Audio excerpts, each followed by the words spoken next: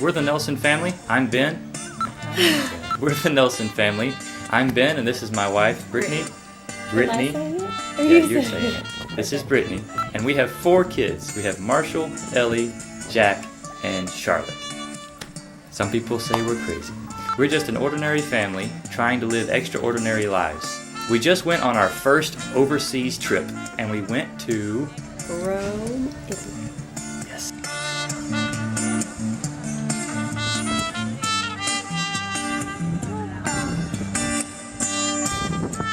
We just got back a few days ago and were able to travel with our youngest daughter Charlotte and with my 2 sisters Hannah and Sarah. So the first part for us in leaving home was leaving the kids behind, something that was harder for one of us than for the other of us. Jack is having an emotional meltdown. Oh, my blonde minions.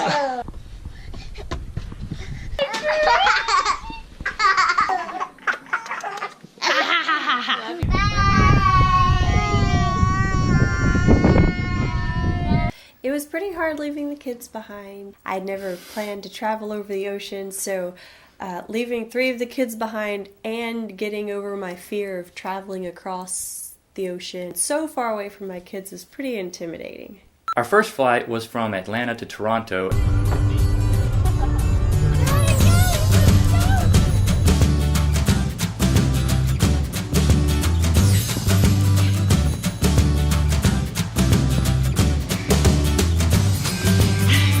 And we made one mistake there in that we had a 12-hour layover in Toronto. Highly do not recommend this, and it was just a lot of waiting.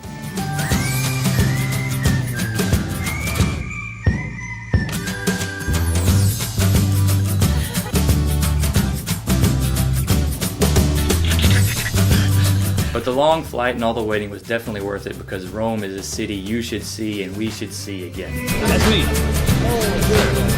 Mark on next. Yes.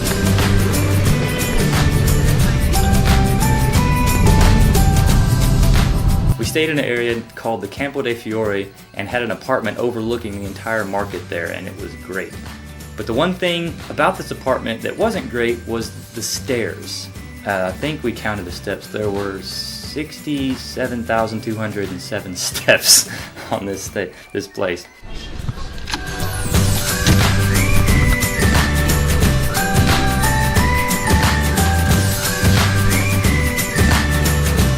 Four stories up with no elevator. It was 6 stories. 6 stories? It was 6. I mentioned in an earlier video my love affair with gelato while we were in Italy.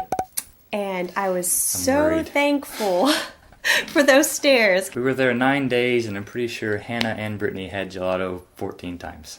No.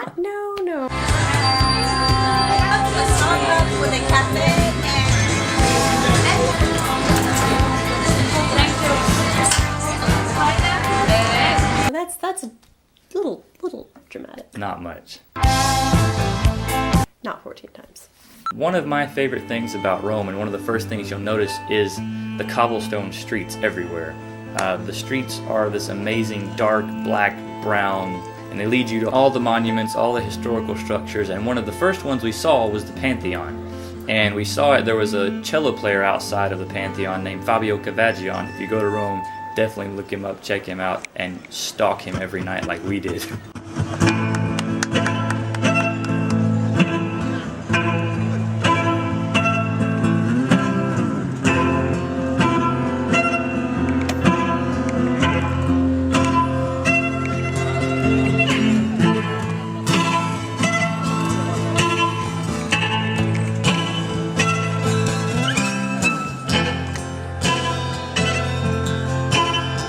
So all you parents who plan to bring babies on your trip definitely would go with some kind of carrier you can carry on the baby, just because the cobblestones, it's hard walking, much less trying to push strollers up and down the old cobblestone street. So I would definitely suggest bringing some kind of sling or a wrap, or we used the Ergo, which was fantastic for just keeping the baby on your person, kind of protected from the germs in the environment.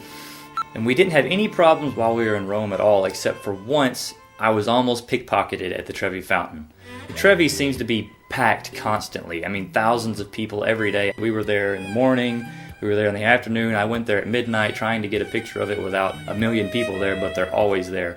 And one time while we were there, someone unzipped my backpack and was gone by the time I turned around. Pretty sure I know who it was, but I couldn't prove it or chase him down. So, but he didn't get anything. It was just diapers in there, so he was out of luck.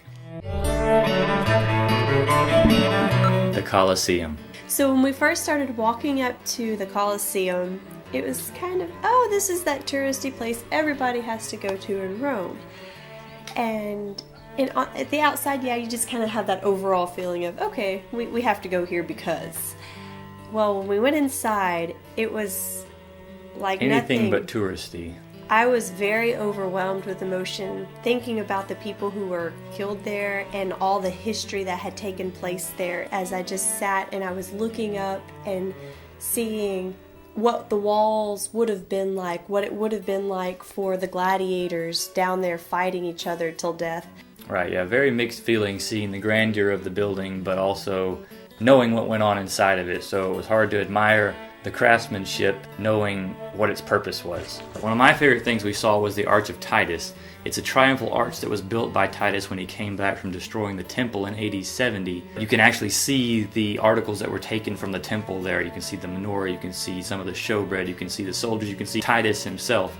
And that was just incredible to see there, along with the entire Roman Forum.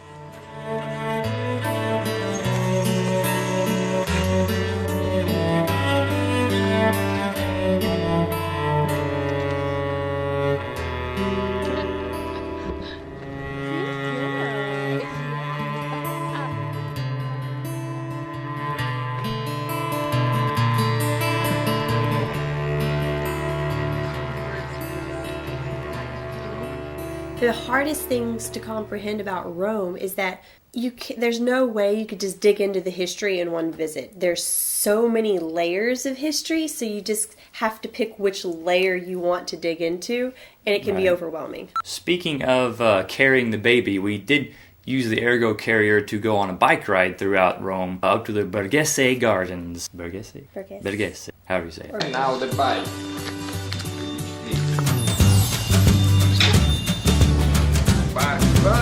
The Barbie bike. That's right. Very cool.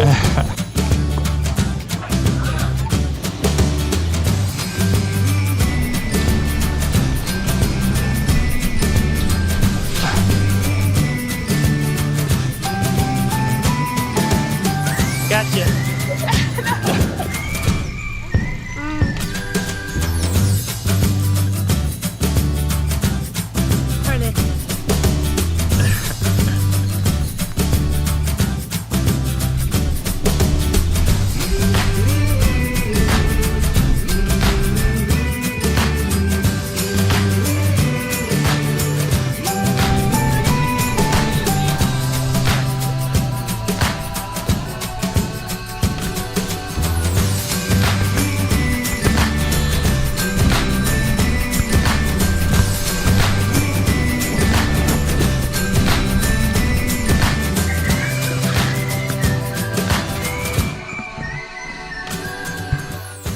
Terrified, no lie. The traffic just rushes.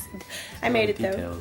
Italian food. Of course, we eat Italian food here in the U.S., but it's not like Italian food. There is some really good food. And interestingly, there's just about only Italian food in Italy. We were kind of shocked the supermarkets didn't have any variety to them, really. It was Italian. Now, maybe it was because we were just in the tourist type of area in the middle of Rome, but there weren't any options. There are plenty of great restaurants with great food. If you get right by the tourist areas, the food is a little bit bland, maybe not quite as good. But in the Campo dei Fiori, you've got to check out the Bacchanali. The people are great, the food is great. That was our favorite restaurant, 5 doors down from our apartment. Some people, like Stripey, we called him, are very pushy. They'll come out and put their arm around you and try to pull you into their restaurant, literally. He would literally like chase people down and trying to pull them in. Put his hand on your chest, trying to pull you into it. It's like, what are you doing, dude? Of course, from our apartment window, we just people watched every night anyways. But the Bacchanali had Andriano and it had the barista. Definitely check it out. We had our first Italian coffee there, which is straight espresso with sugar. Good stuff. Come on, I don't have much battery left.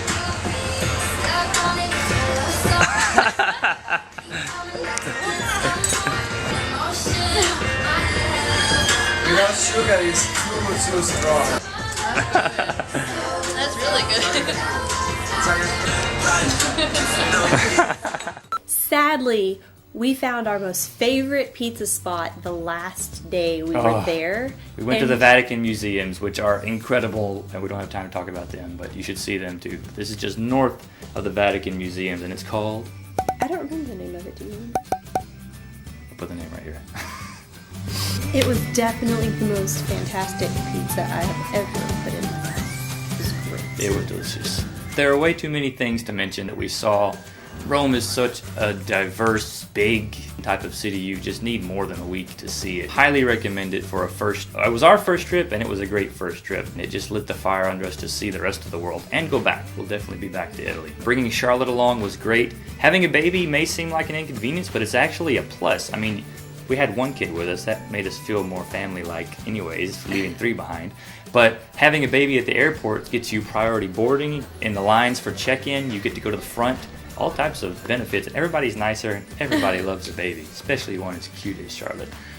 It was great traveling with Hannah and Sarah. Traveling in a group is always fun. The more the merrier to us. Obviously, we have 4 kids. So the flight home wasn't near as long as the one on the way out. We only had a 3-hour layover, and getting back to see the kids, I think that was Brittany's favorite part of going to Rome, was coming back to see the kids. It was pretty nice.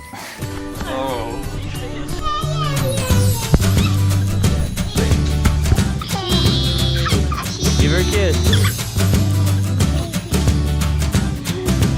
Give her a kiss. So we Jack. hope you enjoy the video. Subscribe and you'll follow along with us. We're just now starting our YouTube, Facebook, Instagram. We're hoping to use these mediums to encourage and provoke ourselves to live our lives more fully. Life's too short not to live every aspect of it that you can and to enjoy it. We'll be doing more videos like this coming up. Not Rome every week, but we're going to go have more adventures, and we hope you'll make today worth writing about too.